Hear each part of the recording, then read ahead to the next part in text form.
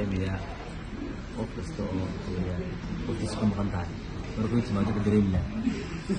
marka waxa weeyaan intii kamarooyinka qaaliga ah anaad ku jeclahay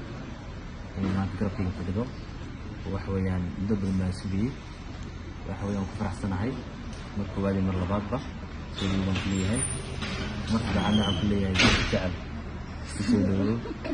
waxa weeyaan insha allah biidnillaahi tacaala allah naga dhigo kuwii isu dulgooba allah naga dhigo kuwii isu dulgooba waxa weeyaan dadkoo dhanna waddadooda ay raacaan marka waxa weeyaan intaasaan dareemaya horta kaasan kaga baxay kulle marwadu waa caruusadu mahadlaan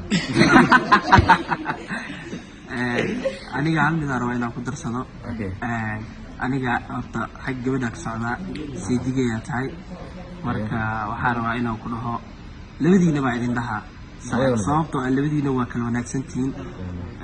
ilaahay iskutiin talagalay maasha allah horta meeriyi midaan rabaa inaan dhaho meeriyi waxaa heshay dadku jecel wallahi serious dad waxaa heshay zaa'id ku jecel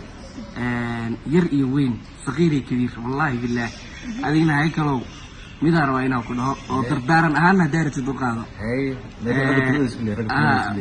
taladaa ku siina waxaa waaye boqoradda reer muqdisho nasiibaa ku heshay ilaahi waa ku siiyey nasiibaa ku ilaashata allah ku siiyo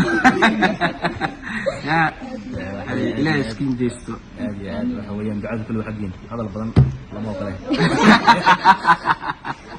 maasha allah waxa weeyaan insha allah biidnillaahi tacaala farxad reereynta maasha allah nagu dhameeyo insha allah